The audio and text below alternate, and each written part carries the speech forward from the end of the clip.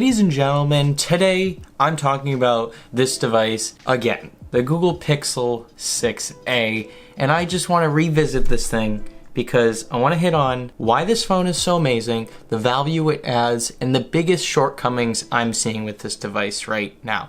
And before I get into that, ladies and gentlemen, I just want to let you know this thing is on sale for an all-time low price of currently, you can buy this at the Google store, 128 gigabyte model, which I believe is the baseline, for literally $299. I can't fathom how great of a deal that is. So in 2023, when I'm filming this video, if you are looking for a smartphone, like say you're, and this is like for budget people, I will say, if you want a higher end phone, just buy a Samsung or Google Pixel 7 or something like that, or an iPhone. But if you're on a budget and you want almost literally every single feature with minimal compromises, this is the phone to get.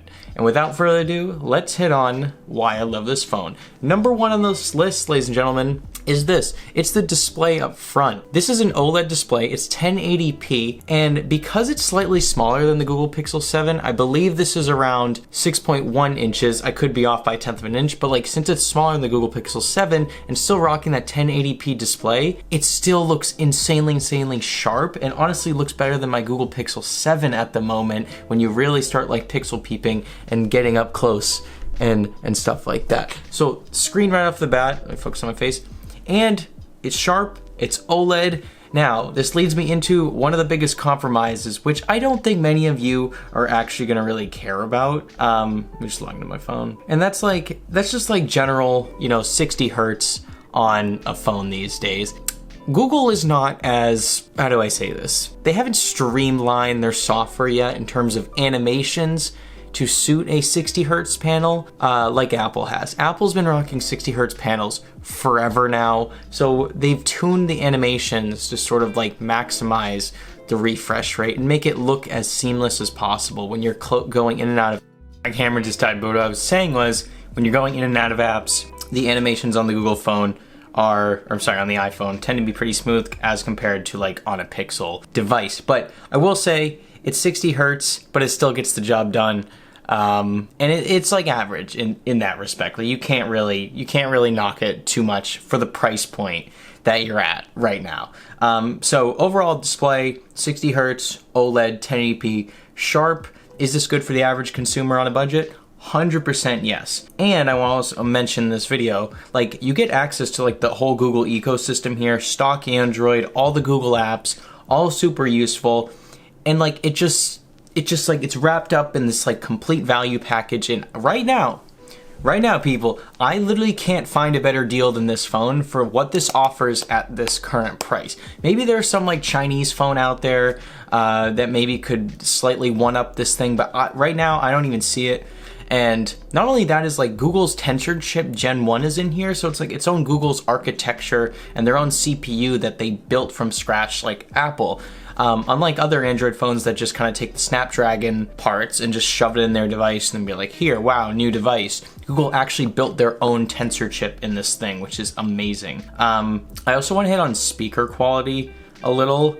The speaker quality on here is one of those other shortcomings I wanted to discuss. You probably saw my other video, or maybe it was a YouTube short, when I compared like the two like audio qualities on these, and I'm actually gonna do a full video on that as well in the future. But like, I think I said that the speaker on this was good, but there's like one area I've been noticing that it's just like lacking a ton, and that's in the low end, ladies and gentlemen. I'm just noticing that the highs and the mids are like relatively clear, like I have no issues with them, but once you start getting into those like really low end, the bass heavy vocals and stuff like that, or bass heavy instruments, people speaking into podcast microphones, it just like, it sounds slightly tinny and fake and artificial, and I can't knock it too much because I know this is like such a cheap phone, but I have to point that out in this video. It's like, don't expect the best speaker quality on here, and I'll do a quick sort of demo here of like an MKBHD video. The thing that we also saw happen is the head of Meta,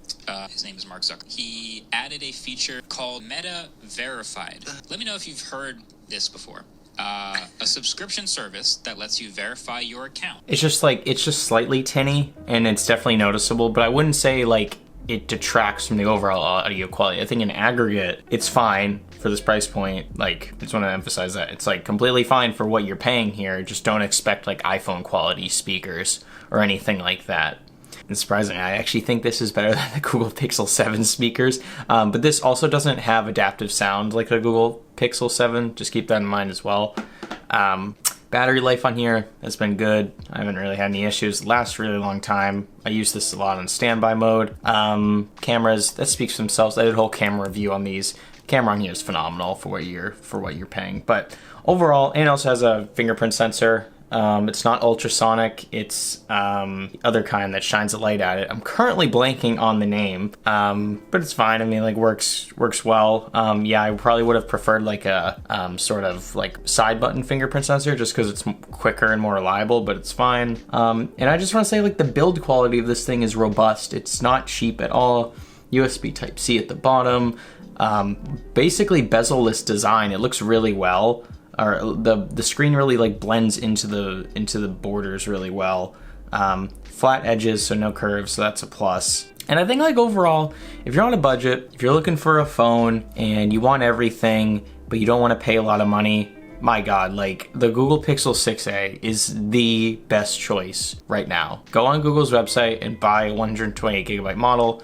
You will not be disappointed. This thing can last you for years with Google's software updates as well. Get access to all the Google apps, everything you want. Google's AI is really smart. Its computational photography is great. So without further ado, thank you so much for watching this video, ladies and gentlemen. Hope you all enjoyed it. Hope you all learned something useful.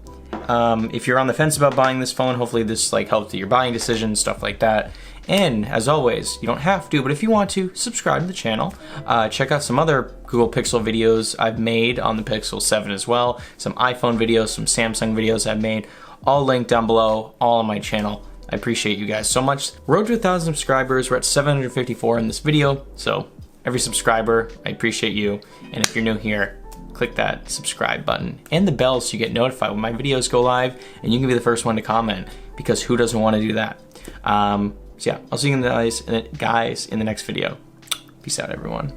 Hey guys, thank you so much for watching another video on my channel. If you're interested, click over here to subscribe to the channel and click over here for another amazing tech video review / tutorial.